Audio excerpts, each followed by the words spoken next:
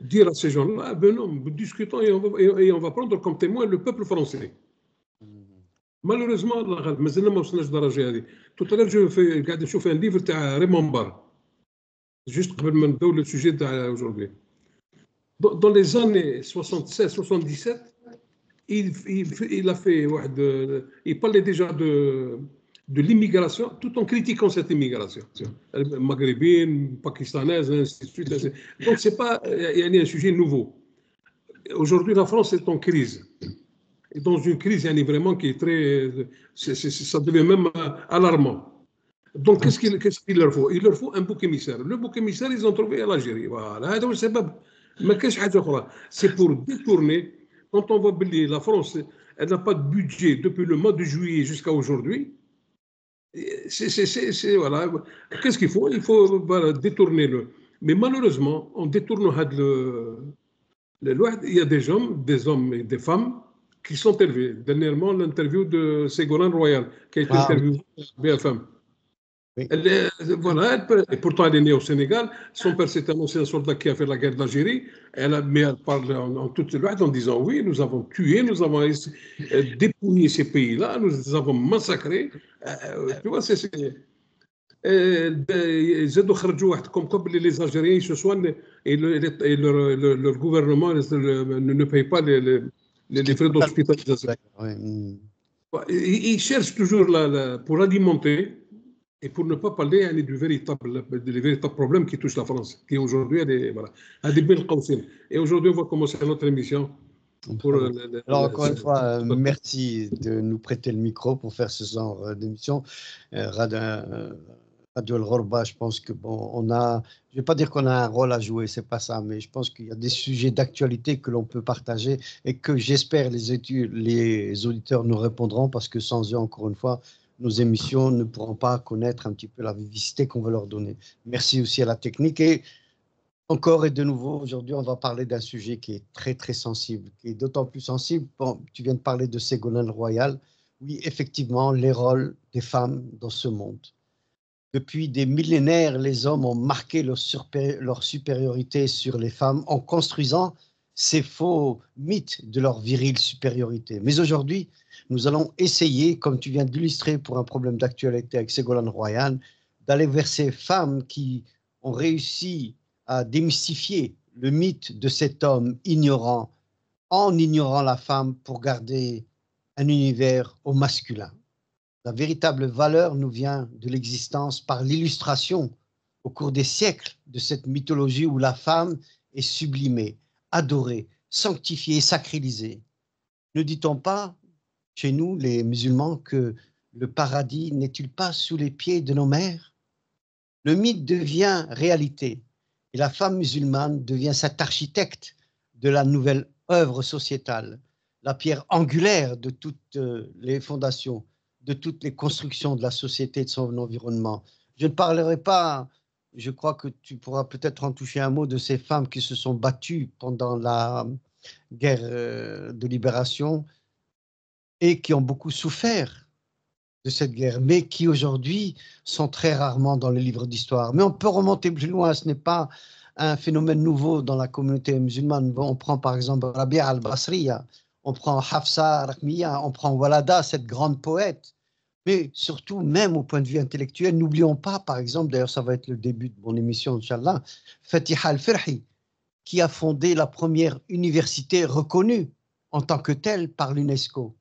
Alors voilà, ces femmes musulmanes, aujourd'hui, nous allons essayer de les sortir de ce schéma des oubliés, de ces chemins sur lesquels on veut toujours les mettre, surtout chez nous, chez ce monde musulman, où l'homme a parfois oublié que les premières femmes qui ont porté la parole de Mohammed sallallahu alayhi wa sallam, pardon, les premières qui faisaient l'imana, eh bien c'était Khadija ou Aïcha. Et voilà, Nourdine, je te laisse donc la parole si tu veux continuer sur ce sujet et nous parler de ces femmes musulmanes que l'on a oubliées sur les chemins de l'histoire. Tfadal. C'est sûr, là, si Mohamed, vous avez parlé de la femme du prophète sallallahu alayhi wa sallam. C'est la première croyante. C'est la première qui a cru en lui. Il avait quelque chose il était différent des autres. Elle l'avait cru dès le départ. Et c'est elle qui l'a encouragé. C'est vrai. Mais moi, aujourd'hui, je vais parler des femmes, de toutes les femmes en général, mais particulièrement de la femme algérienne. Le problème, c'est qu'on n'a pas de mémoire. Raht la mémoire. Surtout pendant la guerre d'Algérie de 54 à 62, le problème qui s'est posé, les Moudjahidines, bon, ils étaient dans les maquis, mais il y avait une logistique. Et la logistique, c'était les femmes. C'était elles qui préparaient la galette, qui préparaient le couscous, qui préparaient le... Cette logistique, les autorités françaises de l'époque ont voulu complètement l'effacer. Comment l'effacer? En créant des camps de regroupement. Donc, toutes les femmes et les enfants, ils les ont emmenés dans ces camps de regroupement pour couper la logistique. On m'a appelé les Félagas qui étaient dans les montagnes, et cette femme-là, elle s'est sacrifiée. C'est ça qu'il y avait même le jour, pour essayer de répertorier ces femmes en leur faisant des photos, des pièces d'identité. On voyait ces femmes tatouées. On voyait ces femmes-là. Ils sont servis comme si c'était des exhibitions. Voilà, c'est vrai que la souffrance de la femme algérienne, c'est une souffrance totale. Et dans les villes, c'est Mohamed, dans les villes, à Constantine, Alger, à Naba et toutes ces grandes villes, la femme algérienne, c'était la femme de ménage. C'était la femme qui faisait les courses aux Européens. Elle venait le matin, c'est elle qui lavait tout, qui lavait les enfants, qui lavait les machins. Et le soir, Mskina, elle partait avec un couffin, avec quelques aliments pour nourrir sa famille. Donc le rôle de la femme, c'est quelque chose d'extraordinaire. Et c'est pour ça que les femmes oubliées, c'est vrai qu'on les a oubliées, ces femmes. Et elles se sont sacrifiées pour ce pays. Elles se sont sacrifiées parce que s'il n'y avait pas ces femmes, je ne pense pas que les Moudjahidines qui étaient dans les maquis, ils auraient tenu pendant 7 ans et demi. Ils n'avaient pas de logistique, ils n'avaient rien. Donc ces femmes, c'était vraiment la logistique de toutes ces populations. Et le sacrifice de ces femmes, elles se sont sacrifiées. Tout à l'heure, tu parlais de la femme de toutes ces femmes d'élite. Ici en France, la responsable de l'Institut Pasteur, c'est une Algérienne. Ah oui. Aïssa Djebbar, membre de l'Académie française. On avait des sommités, on avait ouais. Mais malheureusement, la femme, elle n'a jamais eu ce qu'elle devait avoir, ce qui devait lui revenir de plein droit, une reconnaissance totale de l'État. Il ne devrait pas le 8 mars, la femme, du 1er janvier au 31 décembre, en disant c'est grâce à ces femmes-là que l'Algérie, elle a eu son indépendance. Mais on l'oublie vite. On l'oublie vite. Moi, j'étais jeune à Constantine et je voyais ces femmes qui allaient travailler chez les Européens, la Fatma et Mohamed qui faisait le jardin, qui faisait des courses, qui faisait mieux. Voilà. Et quand elle quittait son travail, s'il y avait quelques aliments qui restaient, tout ça, on lui mettait dans le couffin. Et voilà. Pas une, pas deux, pas trois, pas quatre. La plupart, il y avait de la misère. Les gens ne travaillaient pas. Donc les femmes, elles étaient obligées d'accepter. N'oublions pas les femmes qui ont été des révolutionnaires pendant la guerre d'Algérie. Je vais citer Wahda, Jamila Bouhir, Allah yarhamha, qui a été torturée, des tortures abjectes. Et dont le défenseur, c'était Maître Vergès, Allah yarhamha, parce que même moi, il servait à Rahma. Maître Vergès, qui était son avocat, elle a été amputée d'un sein. Et il s'est marié avec elle, elle était en prison pour éviter qu'on lui coupe pas la tête. Parce que c'était un avocat, c'était un Français, et sa femme, voilà. Et il y en a tant d'autres, Hassiba Ben Bouali, il y avait, on peut en citer des femmes qui se sont sacrifiées pour ce pays. Malheureusement, en 62, elles n'ont pas eu ce qu'il fallait, qu'il leur revienne de droit. Voilà, c'est ça. C'est pour ça que je ne dis pas que tous les hommes, c'est des machos, mais c'est vrai qu'il y avait une injustice quelque part. Mohamed, si vous voulez ajouter quelque chose. Ben là, quand tu parles des femmes durant la Révolution algérienne, bien sûr, tu as cité les plus célèbres, celles qui sont reconnues, qui sont dans les livres d'histoire. Ce sont peut-être des exceptions qui confirment la règle. Mais combien d'Algériens, par exemple, connaissent la vie de Zulikha? Zulikha, bon, cette Houday, c'est une femme qui est originaire de Hadjout. Elle est née en 1911. Elle était issue d'une famille aisée. Son père Braham, conseiller municipal, était un riche propriétaire. Elle n'est âgée que de 6 ans lorsqu'elle perd sa mère et elle est confiée à ses grands-parents maternels. Peut-être que je dis ça, les gens ne connaissent pas ce Jean Zulekha Oudey. Mais si je dis qu'il y a une photo sur laquelle il y a une femme qui a le poignet avec une chaîne attachée à l'arrière d'un camion, c'est Zulekha Oudey. C'est elle. Et elle a malheureusement été oubliée de l'histoire. Mais elle représente toutes ces femmes algériennes dont tu parlais qui ont été ignorées pour leur combat et qui, comme Zulekha, elle a été tuée. Pourtant, c'était une femme qui était, comme je viens de dire, d'un milieu assez aisé. Elle était scolarisée. Elle va perdre son frère pendant la Seconde Guerre mondiale, puisqu'il aurait été demandé d'aller défendre la France. Et elle, comment dirais-je, elle avait un fils qui lui-même a disparu en Indochine en 1954, toujours pour sauver, entre guillemets, la République. Alors, elle va se révolter. Et cette révolte, elle va être nourrie par le fait que les Algériens meurent pour la France pour une cause qui n'est pas la leur. Zulekha ne cessera de la porter en elle. Le déclenchement de la révolution algérienne va lui permettre de concrétiser son idéal d'une Algérie qu'elle veut libre, qu'elle veut indépendante et dont elle ne veut plus que ses enfants, comme son fils ou bien comme son frère, aillent mourir sur les champs de bataille du colonisateur. Oui, alors elle va participer dans cette guerre jusqu'à sa mort. Elle va mourir comme shahida sous la torture. Zulekha est déclarée, d'après certains témoignages que l'on a reçus des deux côtés d'ailleurs, que ce soit du côté des révolutionnaires ou des colonialistes, elle est décédée le 25 octobre 1957 et c'est l'armée française qui va dire que bon, elle est morte d'une mort accidentelle. Mais non, elle s'est battue. Quand elle s'est fait, elle est morte, comme je disais, au mois de décembre, le 12 décembre 1957, 48 jours après son exécution, parce qu'elle a été exécutée. Ce n'était pas un accident.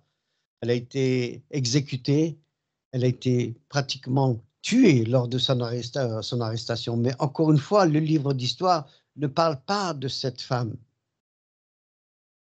Pourtant, elle a pris le maquis. Elle a, comment dirais-je, souffert le martyre de cette révolution. Elle a perdu un fils, comme je disais.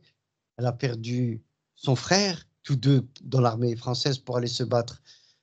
Et alors, pourquoi ces femmes, on ne leur lève pas des stèles comme on a enlevé des stèles aux autres moudjahidines? Et c'est ça, moi, qui me chagrine un petit peu dans ce que tu appelles ces femmes, ces oubliées de l'histoire. Et peut-être aussi, c'est un petit peu le côté, je mets ça entre guillemets, masochiste de l'Algérien. Mais jusqu'à quand on va refuser cette place dans l'histoire de l'Algérie, puisque tu veux qu'on parle un peu de l'Algérie? C'est comme tu disais, il y a encore une autre femme, et j'aimerais bien que tu en parles aussi, la Karina, par exemple, si tu peux en parler. Tfadal. Oui, c'est la Kaina, comme elle fait partie de l'histoire de l'Algérie. On peut pas l'ignorer. Mais nous, le problème, c'est que dès le départ, il y a eu un mauvais départ en ce qui concerne l'histoire. C'est vrai qu'on n'avait pas d'historiens, qu'on n'avait pas des gens qui étaient impliqués dans cette. Malheureusement, aujourd'hui, il est temps. Heureusement qu'il y a pas mal de livres qui ont été écrits sur la Kahina, comme toi, pas simplement la Kahina. Le problème, Mohamed, c'est que là, tu as dit quelque chose de très important. Pourquoi il y a des statues de grands maquisards et il n'y a aucune statue d'une femme? Pourquoi quel péché elles ont commis, ces femmes?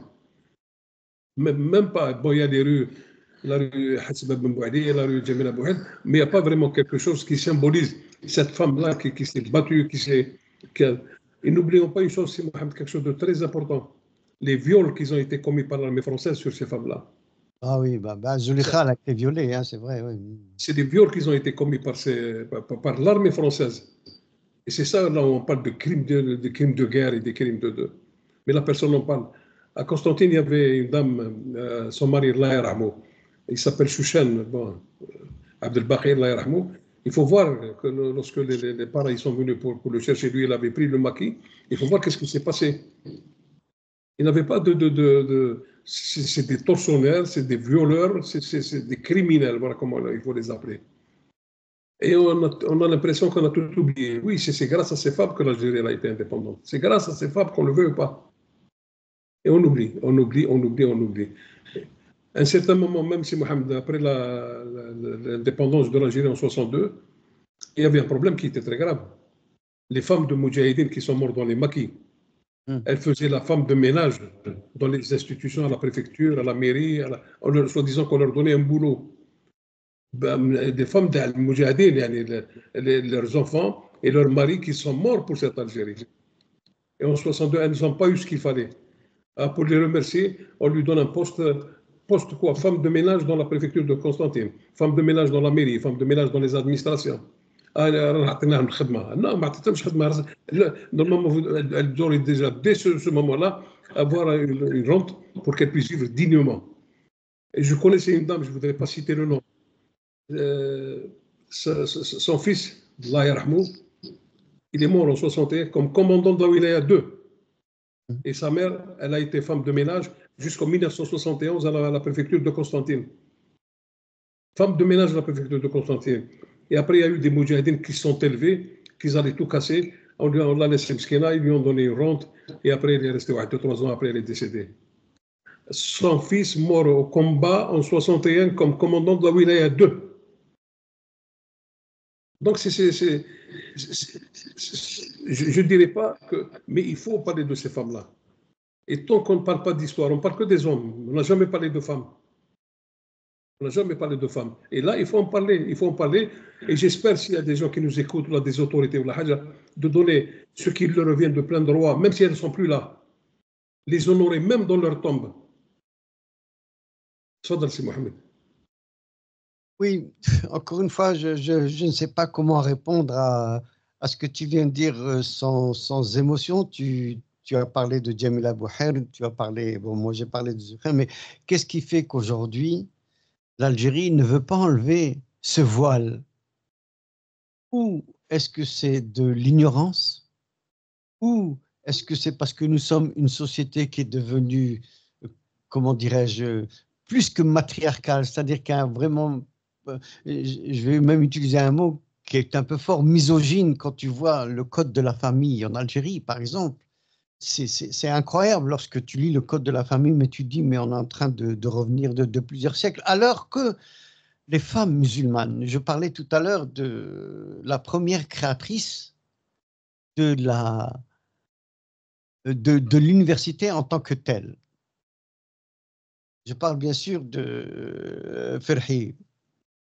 Je vais raconter son histoire en commençant comme ceci, puisque nous parlons aussi en tant que musulmans. Lis au nom de ton Seigneur, telle fut la première révélation faite au prophète de l'islam par son créateur Mohammed sallallahu alayhi wa sallam.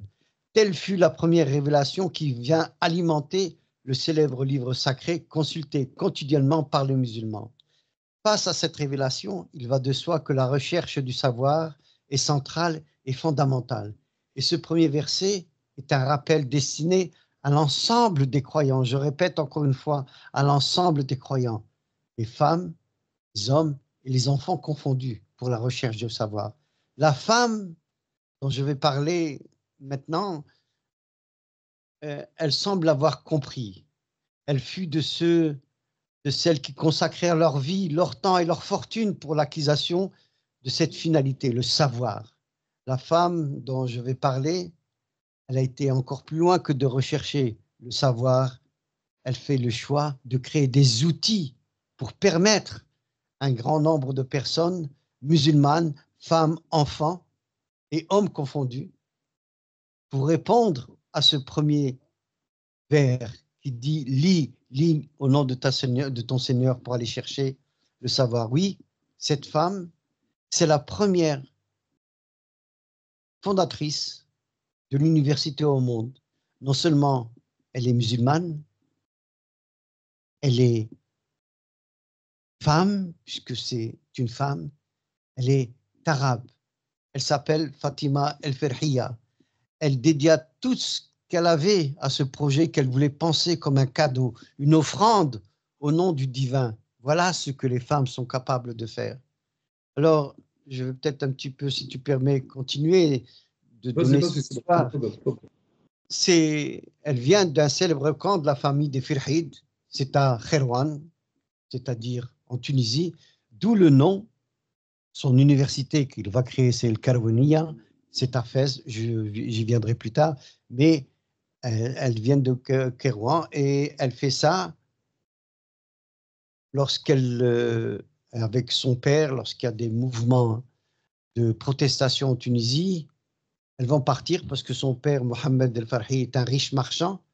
Il est connu bien sûr dans toute la ville de Kairouan. Et puis quand il y a ces événements, il dit, moi je ne peux plus rester dans ce pays avec mes enfants. Alors, qu'est-ce qu'il va faire? Il va lui-même, qui est quelqu'un de très pieux, il va partir avec ses enfants. Où est-ce qu'il va partir? Il va partir à Kairouan. Alors, lorsqu'ils sont arrivés, ils avaient une grande fortune. Le père de Fatima décède et elle et ses deux sœurs, elles deviennent les héritières d'une fortune conséquente. Après réflexion, elles décidèrent toutes deux de dépenser leur héritage au service de la communauté pour honorer la mémoire de celui qui leur avait tout donné, souhaitant vivre dans la dévotion et aussi de l'extrême simplicité malgré leur richesse, parce que leur père leur disait toujours restez simple et aidez celui que vous voyez ou celle que vous voyez qui est dans le besoin. Mais surtout, n'oubliez pas de faire la construction d'œuvres pieuses. Alors Fatima, bien que n'ayant aucune compétence en architecture, mais elle avait de l'argent, elle souhaita commencer la construction d'une mosquée dans le quartier d'El Karouania. Elle acheta donc un petit terrain, un terrain nu qui était entouré, et puis de quelques terres. Et puis avec des personnes pour la conseiller, elle commença à creuser les premières fondations le premier jour du Ramadan de l'an 859. Et pendant que Fatima entreprit le chantier de la mosquée, bien petit à petit, bien évidemment, qu'est-ce qu'elle va faire? Eh bien, elle va faire de cette mosquée le plus grand, comment dire, pas le plus grand, mais la première université au monde, reconnue en tant que telle. Et si vous allez encore aujourd'hui à Fès, vous pouvez encore voir cette université. Non seulement elle a construit cette université pour les musulmans, mais aussi pour des gens qui venaient de l'extérieur, c'est-à-dire des non-musulmans. Il va y avoir même un évêque qui va faire, c'est apprendre l'arabe dans cette université. Puis par la suite, quand il retournera en France, il va devenir pape et il va dire, mais voilà, il faut commencer à nous défendre parce que ce sont les musulmans qui vont dominer le monde, parce qu'il avait vu à quoi servait cette université. C'était à faire découvrir la science et l'éducation sans différence entre les musulmans et les non-musulmans, hommes, femmes ou enfants. Et c'est ça qui est très important. Et je pense que aujourd'hui, bon, je ne vais pas continuer, hein, mais je pense qu'aujourd'hui, il faut encore une fois revenir aux origines. La femme dans la société musulmane a toujours eu un rôle à jouer. Là, je parle de la première fondation qui est reconnue en tant que telle par l'UNESCO, c'est la première université. Il y avait les lycéums grecs, etc. Mais l'université en tant que telle, avec des professeurs, avec des départements d'études de la science, des mathématiques, de la, comment dit-on, de médecine, etc. C'est encore, aujourd'hui, elle est encore active, cette université à Fès. Et aujourd'hui, elle accepte encore, non seulement elle accepte, mais elle donne aussi des bourses à certains non-musulmans qui veulent venir étudier. Évidemment, c'est sur certains dossiers. Et c'est pour ça que je voulais partager ça avec toi, Nourdine. Et on peut citer d'autres femmes, peut-être si tu veux nous citer d'autres femmes qui font partie de la science dans le monde musulman, pas seulement chez les Algériens. Tfadal. Ben, c'est vrai que c'est un sujet qui est très vaste. Si on commence à parler de toutes les femmes qu'elles ont fait l'histoire, c'est Je important. parle Moi, des femmes musulmanes surtout. Oui, tfadal, tfadal.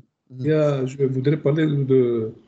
Il y avait un grand penseur au XXe siècle. Je peux dire qu'il était au même niveau que Malik Ben Nabi, Allah yarhamou al-kul. Tahar Haddad. Tahar Haddad qui était un Oui, absolument. Ah oui, oui, Tahar moi Haddad j'en dirais un était- mot aussi tout à l'heure. Oui, tfadal, tfadal. Oui. Et Tahar Haddad, lorsqu'il était en Tunisie, il travaillait dans les tribunaux, dans la justice. Il a osé un jour parler de l'héritage entre hommes et femmes dans l'islam. Et les premiers qui l'ont attaqué, c'est les gens de Jama' Zitouna, les ulama de l'époque, les savants. Ils l'ont tellement attaqué qu'il est mort à l'âge de 36 ans dans une pauvreté totale. Et Bourguiba, lorsqu'il a pris le pouvoir en 1956, parce qu'il y a eu le prédoctorat et qu'il n'y a plus le prédoctorat pour prendre le pouvoir, la première opération qu'il a voulu faire pour son pays, réhabiliter Tarah Haddad et tous les centres culturels de Tunisie Tarah Haddad. Et en même temps, lorsqu'il disait, comme quoi que, et tout ce qu'il disait, il fallait c'est pas émanciper, mais donner la liberté à la femme. Et c'est pour sûr qu'aujourd'hui, la Tunisie, par rapport à d'autres pays arabes, elle est en avance, si on peut l'appeler comme ça. Bien que ces jours-ci, il y a une grande dame qui est emprisonnée, mais quand même, il y a une liberté d'expression des femmes tunisiennes. Et pourquoi on l'a attaqué de plein fouet? Au niveau de l'héritage. Il disait que ce n'est pas normal que, par exemple, que les parents laissent un héritage, que la fille prend une demi-part et l'homme prend une part entière. Rien que ça, au lieu de discuter dans quelles conditions il doit prendre une demi-part, pourquoi l'homme prend une part. Et ça a fait un tollé général. Kafir, apostasie, machin et tout ça, est mort dans la pauvreté. En 1936, il avait peut-être 35 ou 36 ans, pas plus. Hein. Il y a eu des hommes par le passé, quand même, qui ont su, pas pour aller à l'encontre du Coran, aller à l'encontre des versets coraniques, et c'est simplement de comprendre et de trouver des solutions. Et Bourguiba, il y a l'hommage aujourd'hui, la plupart des centres culturels en Tunisie, centres culturels Tarah Haddad. Je voudrais juste Ben Qaoussine, parce qu'il avait pris la défense de la femme. Il avait pris la défense de la femme d'une manière vraiment extraordinaire. Et non, continue. Et Bourguiba, lorsqu'il a pris le pouvoir, ils étaient de la même génération. Ils ont dit, si on ne fait pas ce qui a été prévu par Tarah Haddad, personne ne le fera. Et c'est pour ça qu'aujourd'hui, dans le domaine de la femme tunisienne, elle a eu quand même une avance par rapport à d'autres pays musulmans, si on devait les comparer. Non, c'est bon. Que tu parles de Tarah Haddad, parce que moi, je parlais des femmes musulmanes. Mais c'est vrai, tu as bien fait de soulever ce point. Tarah Haddad, tu sais, je vais juste faire une petite parenthèse. Lui qui demandait à l'époque le droit des femmes, qu'est-ce qu'il disait? Il parlait du droit des femmes à cette époque. C'était osé, il s'est attiré toutes les foudres bien sûr, de ces ulama bienséants, évidemment. Mais qu'est-ce qu'il leur a dit? Il leur a dit, mais la femme, il a écrit un très très beau livre. Je vais essayer de me remémorer le titre, ça va me revenir.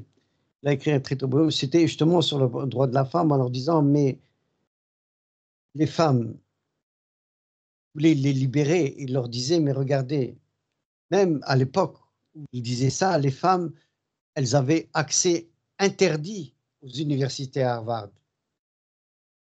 Les femmes en France n'avaient pas le droit de vote. Voilà que lui, Haddad, il vient et il leur dit, qu'il leur parle des droits des femmes à cette époque. Et ça, je crois que c'était très, très, très courageux de sa part. Et aujourd'hui, puisqu'on parle des femmes musulmanes, il faut lui rendre grâce de tout ce qu'il a fait pour faire reconnaître la véritable essence même du rôle de la femme dans la société musulmane. Et c'est lui qui a dit, une société dans laquelle les femmes ne sont pas libérées n'est pas véritablement libre. Il parlait de la société, et c'est de la société dans laquelle il vivait, c'est-à-dire la société tunisienne, et c'est de là que Bourguiba va faire adopter le statut de la femme tunisienne. Et ça, c'est très, très important. Et cette adoption, je pense que c'était en 1956, elle va marquer un tournant dans la législation de la Tunisie et de la libération de la femme musulmane tunisienne. Et c'est très, très important que tu parles de lui. Vraiment, franchement, là, c'est comment dire, un très, très bon rappel. Je vais essayer de... Ah voilà, ça me revient, je viens de le noter, là, je l'ai cherché. Il a écrit un livre, c'est Notre femme... Alors, comment ça s'intitule? Notre femme dans la loi et la société. Voilà le livre qu'il a écrit. Ça, c'était en 1929. Notre femme dans la loi, notre femme dans la loi et dans la société. Bien sûr, il faisait référence à la société musulmane. C'est très important parce que, bon, moi, j'ai parlé de Fatima Al-Farhi qui a créé la première université du monde. On peut parler aussi, moi, ils me font rire un petit peu tous ces mouvements féministes. Ils disent que ce sont eux qui ont créé les mouvements féministes, mais c'est parce qu'ils ne connaissent pas l'histoire du monde musulman. Vous avez une des plus grandes poétesses qui existait, c'est une poétesse arabe, elle s'appelle El Khansa. El Khansa, elle est célèbre pour ses éloges à la mémoire de ses frères, à la mémoire de son père, etc. Et c'est une femme qui est née en 610, c'est-à-dire c'était même pré-islamique. Et par la suite, elle va rencontrer Mohammed sallallahu alayhi wa sallam et elle va devenir poétesse. Je vous redonne son nom. Elle s'appelle El Khansa, Khansa. Elle est connue comme pour être la plus grande poétesse et c'est aussi une poétesse, une femme et une poétesse arabe. Encore une fois, pourquoi ne pas parler de ça? Et elle parlait déjà de la libération de la femme. Il ne faut pas oublier qu'à l'époque pré-islamique, on enterrait des petites filles. Et elle, quand on lit ses poèmes, elle fait des poèmes extraordinaires en ce qui concerne ces jeunes filles qui sont encore enterrées. Il y a elle et puis il y en a d'autres aussi. Il y a une autre femme qui, mais là c'est sur un autre sujet, c'est Hafsa Rukaniya. C'est une poétesse andalouse. On connaît tous Walada, mais ça c'est une autre poétesse. Et elle aussi, elle va marquer le XIIe siècle avec sa poésie. Et encore une fois, très peu de gens savent que cette poétesse, elle a écrit les plus beaux poèmes qui sont encore repris aujourd'hui dans les plus grandes littératures du monde occidental, sans oublier de citer qu'elle est arabe et musulmane. Elle, c'est elle qui a enchanté la cour de Grenade. C'est elle qui faisait les plus grands poèmes d'amour, évidemment. Puis, à l'époque, bien sûr, il y avait aussi la libération de la femme. Ils parlaient tous de la libération de la femme. Ces femmes étaient libres. Si elles n'étaient pas mariées, elles avaient plusieurs amants, elles ne s'en cachaient pas. Bon, bien sûr, ça va à l'encontre un petit peu des préceptes musulmans, mais toujours est-il, ça ne faisait pas d'elles des femmes qui ne respectaient pas la religion. Pas du tout. Vous avez même des femmes musulmanes qui ont commencé avec des vies très difficiles. On parle de Rabia al-Basri. Qu'est-ce qu'elle était? Elle vivait avec son papa et c'était la mère du soufisme. Rabia al-Basri ou Rabia al-Badawi. C'était une petite fille qui est devenue orpheline de mère à l'âge de 8 ans. Elle travaillait avec son père qui faisait traverser les bateaux des rives du Tigre d'un côté pour aller sur l'autre rive. Et puis le jour où sa maman disparaît, sa belle-mère, évidemment, n'en veut plus chez elle. La pauvre, où est-ce qu'elle se retrouve? Elle se retrouve dans la rue. Et bien évidemment, elle va être récupérée par des gens de mauvaise vie. Et puis, bon, elle va s'adonner à certains péchés pour pouvoir vivre et survivre. Puis un jour, elle a le message de Dieu, elle se retire, elle oublie tout. Elle laisse toutes les richesses, même des princes qui lui avaient proposé de l'épouser. Elle devient soufie. Il faut lire ses poèmes. C'est Rabia al-Badawiya. Et c'est elle qui va inspirer Rumi, c'est elle qui va inspirer Ibn Arabi, c'est elle qui va inspirer Proust. Et ça, pourquoi on n'en parle pas? C'est aussi des femmes musulmanes. C'est vrai qu'il y a une richesse énorme. Hein. Et quand on voit l'époque d'aujourd'hui, c'est Mohamed, c'est désastreux. Ces femmes-là, peut-être même dans leur temps, ça y avait des difficultés, mais avec quelque chose quand même qui sortait de l'ordinaire. Mais là, aujourd'hui, c'est Mohamed. Si vous voyez le nombre de... Si on prend par exemple le nombre de femmes qui travaillent en dehors. Moi, avant, je faisais une émission et un jour, j'étais obligé de partir de bon matin à 5 h du matin et je voyais une Comorienne, là, je ne sais pas ce qu'elle devient, poussant la poussette et son bébé accroché à sa poitrine à 5 h 30 du matin. Nous vivons dans une société qui ne reconnaît pas le rôle de ces femmes-là. Et aujourd'hui, on le voit, c'est Mohamed. S'il n'y a pas de femmes dans les sociétés de nettoyage, s'il n'y a pas de femmes dans les hôpitaux, s'il n'y a pas de femmes dans les aides-soignantes, et c'est le travail qui ne peut pas être fait par d'autres. Et là, je peux vous assurer, vous voyez, c'est des femmes, je peux même dire que 80% de ces femmes de religion, elles sont musulmanes. Ça, c'est sûr et certain. Et elles le font, ce travail. Le taux de natalité là, qui est en train de perdre de l'ampleur ici, dans tout l'Occident, s'il n'y avait pas ces femmes qui travaillent dans les EHPAD, qui travaillent dans les hôpitaux, qui travaillent dans les machines de ménage, qui s'occupent des enfants et tout ça, j'aurais bien voulu savoir dans quel état serait la France. Et aujourd'hui, quand on revient un peu par la politique, ce racisme acerbe, abject, en montrant ces gens du doigt. Mais c'est ces gens du doigt qui vous font vivre, c'est grâce à ces gens-là et à ces pauvres gens qui ont un salaire de misère, qui vont vivre toute une société, qui vont vivre tout un pays. Mais là, on l'oublie. Parce que dès que l'individu il sort un peu de. Et c'est pour ça que moi, pour moi, la femme, je ne dirais pas comme. Mais pour une fois, je vais le dire comme il le disait, Jean Ferrat, Jean Ferrat, la femme est l'avenir de l'homme. Absolument, mais il faut le crier haut et fort. Il faut le crier haut et fort. Tu as pris cet exemple de cette petite Comorienne qui se balade à 5h30 peut-être pour prendre son enfant pour aller se faire soigner. Mais plus proche de nous, j'en ai parlé avec toi avant l'émission, Yamina Belkaïd. C'est une femme de science. Actuellement, c'est une femme qui marque l'histoire des femmes, et pas uniquement d'Algérie. Mais Yasmine Belkaïd, c'est une éminente scientifique. Elle a assumé la direction de l'Institut Pasteur en janvier 2024.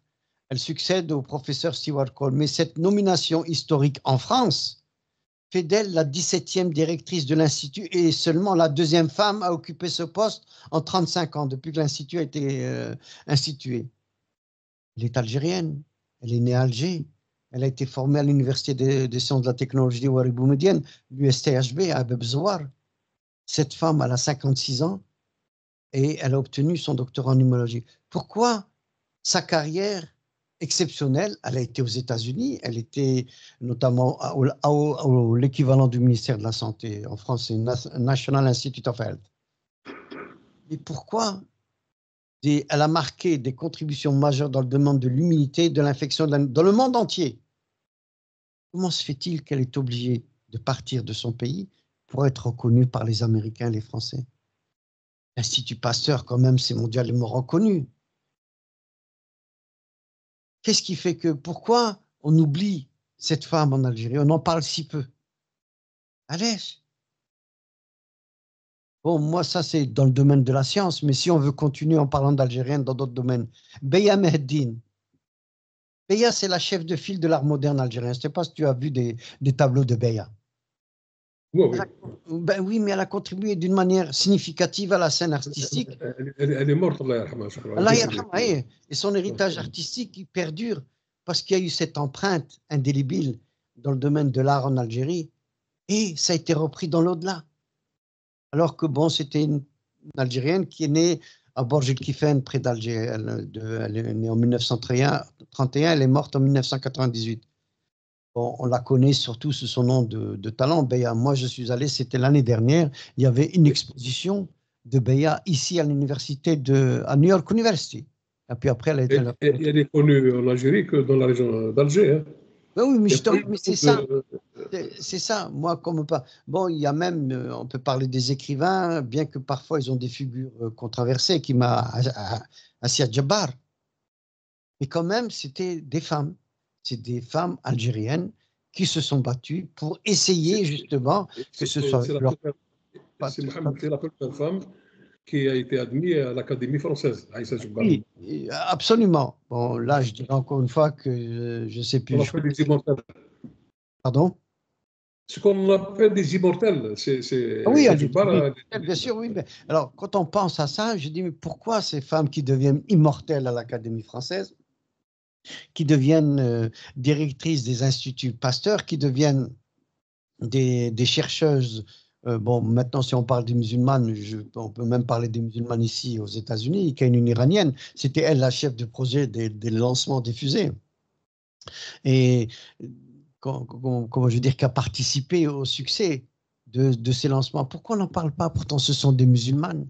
Pourquoi on ne reconnaît pas cette femme? On parlait des femmes algériennes, mais en général, dans la société musulmane, moi, je dis pourquoi on est ankylosé comme ça, à lèche? Et les exemples sont multiples. Là, on a parlé de quelques dizaines de femmes, mais je suis sûr qu'il y en a des centaines et des centaines. Pourquoi ne pas leur donner leur place? Et on vient tous d'une femme. On est né d'une femme. Pendant 9 mois, elles nous ont portés. Et c'est elle qui, toutes les déchirures de nos vies, c'est elles qui sont là. C'est pas le papa, c'est la mère. Ça, je dis qu'il y a une injustice qui leur est faite. Ne serait-ce que au point de vue historique, ça c'est une chose. Au point de vue scientifique, c'en est une autre. Mais pourquoi tout simplement au niveau sociétal? Pourquoi on leur enlève le droit, même celui d'être femme, sans avoir un époux, par exemple, pour aller au Hajj, etc. Enfin, il faut toujours qu'elle soit accompagnée. Pourquoi? Allez. Je ne sais pas si tu veux ouvrir cette boîte à Pandore, mais ce sont des questions qui me passent les pieds, surtout qu'on parle aujourd'hui des femmes musulmanes. Fadala, Sinourdine. C'est sûr que la femme musulmane, partout dans le monde arabo-musulman, hein, pas simplement en Algérie ou l'Amérique, c'est vrai qu'elle n'a pas comme on dit par exemple, ce qu'elle devait avoir sur le plan de la justice, elle n'a droit presque à rien. Là, il faut le dire. Dernièrement, le Maroc il vient de voter une loi, heureusement, que la femme, quand elle divorce, le mari, il faut qu'il doit s'occuper de sa femme pécuniairement pour lui donner quelque chose, une rente. Et ça a fait beaucoup de bruit. Pourquoi ils veulent nous changer des lois? C'est-à-dire ça évolue. Mais ça évolue lentement. On ne voudrait pas trop bousculer ces hommes parce que c'est eux qui ont le pouvoir. Et avec ce pouvoir, ils veulent faire ce qu'ils veulent. Et tout à l'heure, vous avez parlé du code de la famille en Algérie. C'est un code de la famille qui a été préparé et fait par des hommes. Mais pourquoi on n'a pas des savantes musulmanes? On a des savantes musulmanes. On a des femmes qui sont capables de trouver des solutions, de trouver des compromis, de trouver. Mais malheureusement, c'est toujours l'homme qui revient parce que c'est moi, c'est ainsi de suite. Voilà. Dernièrement, je parlais avec un ami. Je lui disais, si tu as des filles, si tu veux vraiment rendre service à tes filles, il faut les pousser à faire des études, qu'elles puissent travailler. Même si la personne il vient lui demander, par exemple, sa main pour le mariage, il y a la condition pour ma fille qu'elle poursuive ses études et qu'elle puisse travailler. Parce que c'est ça qui lui donne la force d'exister. Et c'est les couples peut-être qui durent le plus longtemps possible. Parce que du moment que la femme, elle vient avec une paye, elle vient avec ses bagages, elle vient avec ça, elle ne vient pas pour elle vient pour bâtir, elle vient pour construire. Voilà, c'est vrai que l'évolution, elle se fait, mais elle se fait tardivement. Mais moi, ce qui m'a touché tout à l'heure, c'est Mohamed. Il n'y a pas une stèle, il n'y a pas une statuette, il n'y a pas pour montrer Hassiba Ben Bouali, Allah yarhamha, ou la Jamil Bouhir, et toutes ces femmes mujahadat ou la pour dire voilà, elles ont existé. C'est bien beau de leur donner des rues, de leur donner même des grandes rues à Alger, tout ça. Pourquoi on fait la statue de Zéro de Allah yarhamou, de Béroche Allah yarhamou, et pourquoi on fait pas pour ces femmes-là? Mais ces femmes-là se sont sacrifiées, elles ont donné leur vie pour ce pays. Il ne faut pas quand même effacer tout d'un seul coup. Et le sacrifice de la femme algérienne, il restera dans les annales, c'est Mohamed. Il restera dans les annales. Nous qui habitions les villes pendant la colonisation, les femmes, c'était les Fatma qui faisaient les nettoyages, qui faisaient le sale boulot, et les hommes, les Mohamed, qui faisaient aussi le sale boulot. Et c'est grâce à ces gens-là que l'Algérie, elle a pu vraiment résister à l'oppresseur. Et... Fadal, c'est Mohamed. Ouais, j'ai parlé des femmes de science, j'ai parlé des femmes dans la religion, j'ai parlé des femmes dans l'art et la culture, mais je crois que en Algérie, nous sommes restés aveuglés par cette espèce de misogynie qui existe au sein de notre société. Moi, et puis, ce que je veux dire, c'est peut-être aussi un peu triste. Lorsque je vais en Algérie et je vois mes cousines, par exemple, ou je vois chez mes oncles, nous sommes assis, puis d'un seul coup, j'entends ma tante qui va dire à sa fille, روحي حطي القهوة لخوك ولا ولد عمتك ولا ولد خالك, etc. Et ça s'est perpétué, puis ça va des petits villages. Moi, je viens d'un petit village originaire d'Abisca qui s'appelle Filiège, qui est à 3 kilomètres. Encore une fois, c'est l'homme, c'est le prince, c'est-à-dire que tout lui est dû. Alors que bon, moi j'ai Bentrel qui est un PhD en linguistique, elle sert son frère qui est mécanicien dans... Enfin, je ne veux pas dire qu'il y a une différence, parce qu'en général, c'est vrai que les filles apprennent beaucoup plus vite, surtout en ce moment, les universités algériennes, en majorité, ce sont des Algériennes, des femmes algériennes, de jeunes femmes algériennes. Et c'est là, moi, encore une fois, où je dis qu'il y a une injustice, c'est dans le sociétal. Dans le sociétal, les femmes ont prouvé, tu l'as dit toi-même, durant la Révolution, elles ont prouvé qu'elles étaient capables de participer à la Révolution, non seulement physiquement, mais aussi prêtes à donner leur vie. Zoulikha, elle est morte pour avoir combattu. Pourquoi aujourd'hui, on ne reconnaît pas ça? Et nous sommes au XXIe siècle. La guerre d'Algérie, c'est fini depuis plus de 60 ans. Je ne dis pas qu'il faut oublier, non, absolument pas. Mais pourquoi avoir comment dirais-je, une mémoire sélective? Pourquoi cet élément féminin est toujours supprimé dans notre quotidien? C'est peut-être dur ce que je dis là, mais ce n'est que la stricte vérité. On a cité des femmes célèbres, on ne va pas encore revenir. Même au niveau de la mystique musulmane, j'ai parlé tout à l'heure de Rabia al-Badawiya. Quand on voit son histoire, elle est triste, son histoire, surtout une orpheline, etc. Puis après, elle va devenir la mère du soufisme, le mysticisme musulman. Mais au XXIe siècle, on a oublié ça. Maintenant, je ne sais pas. Est-ce qu'on est embourbé dans les sillons de mémorial? Il n'y a pas un homme qui est sur Terre qui n'a pas une femme de sa vie, à commencer par sa mère, parce que c'est elle qui l'a enfanté. Est-ce que c'est dur ce que je dis là? Est-ce que c'est dénué de tout sens? C'est vrai que c'est un sujet qui passe, un sujet quand même qui est important. La femme, si on parle de la femme algérienne, c'est quand elle, avec l'âge, dès qu'elle dépasse la soixantaine, c'est elle qui devient le chef de famille. Absolument, ça c'est vrai, oui. Elle devient le chef de famille parce que pourquoi? Parce que ses enfants كبروا ولاو رجال بناتها ولاو نساء, elle se marie, tout ça. Et donc là, elle prend le pays, c'est elle qui commande. Et là, le mari se fait tout petit, ça c'est sûr et certain. Parce que c'est vrai, c'est une sorte de revanche sur ce qu'elles ont subi. Et on le voit, la plupart des bled, comme on dit chez nous. La femme, quand le fils il veut se marier, c'est la femme qui va demander la main à la famille d'à côté. C'est la fille, c'est toujours la mère qui est en position. C'est pas le père il vient après. Mais le rôle de la femme algérienne, elle a joué un rôle pendant la révolution, c'est Mohamed, qui est exceptionnel. Et ce rôle-là, il ne faut pas l'oublier comme ça d'un coup de baguette magique. Quand même, subhanallah. Les maquis, c'est vrai qu'ils sont tenus par le FLN et tout ça, mais qui alimentait en alimentation, qui alimentait dans toute cette logistique, et c'est les femmes. Et au détriment de la sécurité, au détriment de ce qui peut leur arriver. Et là, on oublie vite, c'est ça. Et quand les femmes, elles se font attraper par les soldats français de l'époque, il fallait voir qu'est-ce qu'elles passent. C'est les viols, c'est les assassinats, c'est une barbarie qui n'a pas de nom. Et avec ça, tout ça, et elles se sont sacrifiées, elles se sont sacrifiées à fond. Et en 62, c'est vrai qu'elles n'ont pas eu ce qu'il fallait avoir.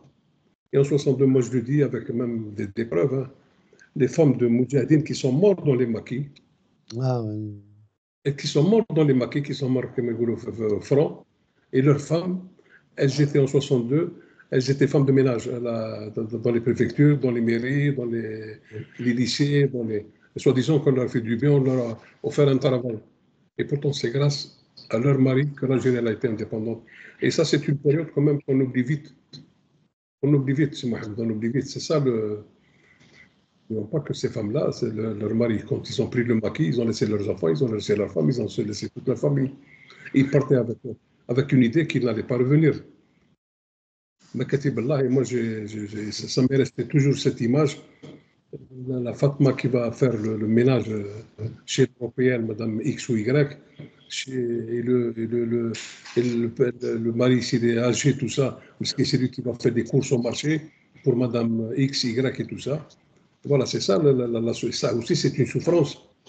C'est une souffrance énorme. Et on oublie. Et moi, je pense que pour le droit des femmes, c'est pas le 8 mars, la fête internationale des femmes et tout ça. L'Algérie aurait dû, en 62, je crois que c'était le problème le plus important qu'il fallait régler de suite. Malheureusement, il a fallu attendre 10 ou 15 ans.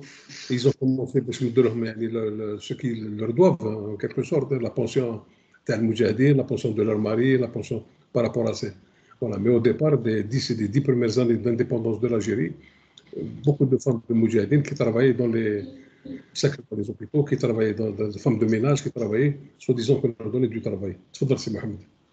Oui, justement, pour reprendre un petit peu ce que tu viens de dire, cette triste image de ces femmes de ménage à qui on a donné un os à ronger, alors que, bon, le mari, il s'est donné totalement à son pays, il s'est sacrifié, du bien du plus précieux, c'est celui de sa vie, et à sa femme, on donne comme ça, je regrette de dire cette image, comme un os, comme ça, qu'elle pourra ranger en allant faire des ménages. Mais non, moi je pense qu'il y a les aspirations, encore une fois, les moudjahidines femmes, hein, les aspirations de la lutte des femmes lors de la guerre d'Algérie ont été peu valorisées. Je pense que tu l'as illustré. Moi, je vais continuer un petit peu sur cette même veine. Elles ont plutôt été rapportées au récit plus large de la cause algérienne, englobant l'ensemble des personnes ayant pris part au combat sans distinction de genre. C'est-à-dire que même si on parlait des moudjahidines, on ne faisait jamais la distinction qu'il y avait aussi des femmes, c'était des moudjahidines, des femmes. Et ça, encore une fois, c'est là où on voit l'aspect de l'égalité du genre, qui a reçu très peu d'attention dans les récits traitant de ces événements. C'est-à-dire que, je veux dire en clair, même si certains écrits ont été faits sur les femmes qui ont combattu, on disait combattu, mais on ne reconnaissait pas leur genre en tant que femmes combattantes. Enfin, je ne sais pas si je suis clair dans mes explications, mais je vais essayer de l'être. Il y a un livre, je pense qu'on en avait parlé, c'est un livre qui a été écrit par Daniel Djemila Amran Min. Elle-même, c'était une moudjahidine, et lorsqu'elle parle dans son livre, un livre majeur sur le sujet, Les femmes algériennes dans la guerre, je pense que tu l'as lu, je pense qu'on en avait parlé, Les femmes algériennes dans la guerre, Djemila, elle y détaille les motivations et les fonctions militaro-politiques qu'elles ont occupées à l'époque. Certaines étaient chefs de zone du Front de Libération Nationale FLN lors de la bataille d'Alger, alors que des moudjahidettes et les moudjahidines étaient structurés selon un modèle incarnant une promesse d'égalité. Mais jamais, ou peut-être que très rarement, tu vas savoir qu'il y avait des femmes officiers.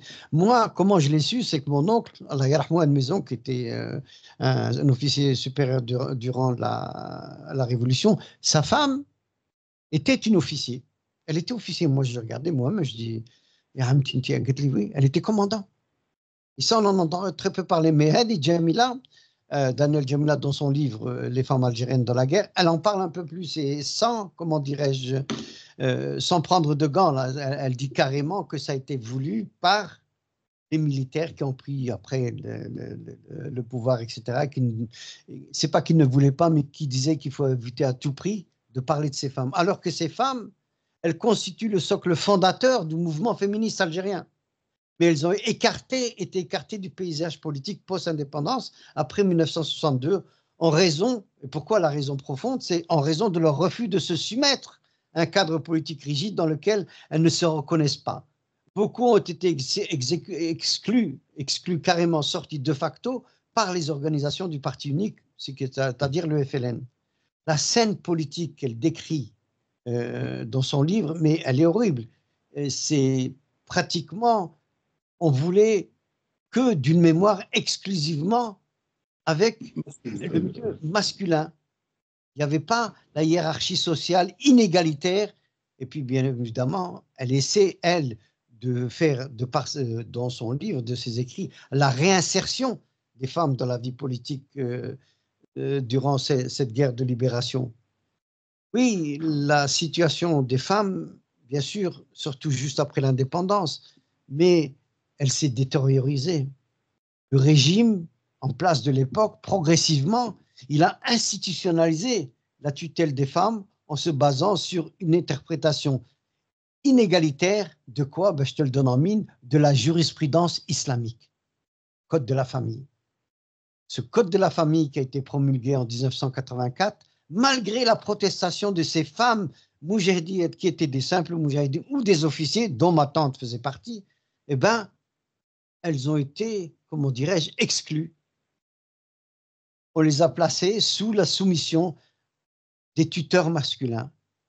Et ça, je pense que c'est aujourd'hui, on doit dépoussiérer un petit peu toute cette histoire, sans pour autant enlever la veine même de l'histoire de la révolution algérienne. Moi, je dis qu'il faut réajuster, il faut pratiquement ressusciter le corps féminin qu'il y avait pendant la guerre de la Révolution.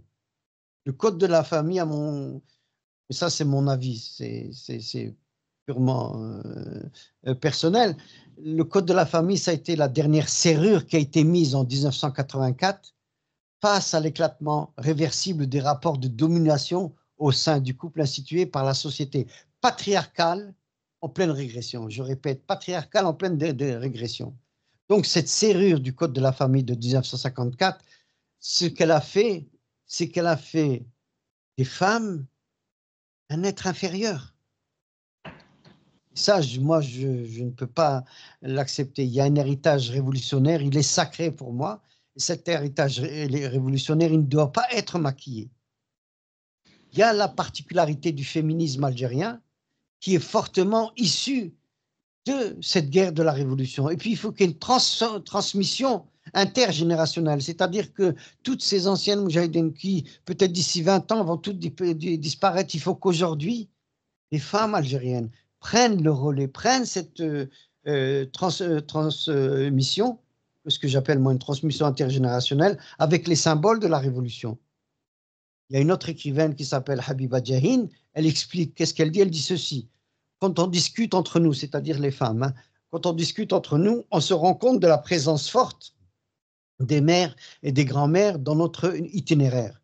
Si nous sommes devenus féministes, c'est parce que nous avions bien compris les revendications de ces dernières. Nous avons bien compris ce qui leur manquait et c'est